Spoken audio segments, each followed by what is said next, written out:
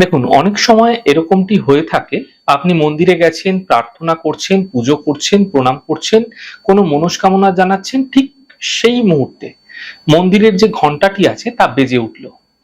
যদি ঠিক এমনটি আপনার সঙ্গে ঘটছে যে যেই সময় আপনি প্রার্থনা করছেন, মনস্কামনা জানাচ্ছেন, ঠিক সেই সময় ঘন্টাটি বেজে উঠছে, তাহলে আপনার যে প্রার্থনা, যে প্রার্থনা আপনি করছিলেন কিন্তু সফলতার দিশা খুঁজে পাচ্ছিলেন না, সেই প্রার্থনার মধ্যে সফলতার দিশা খুঁজে পেতে পারেন। অর্থাৎ আপনার প্রার্থনাটি সম্পূর্ণ হতে পারে।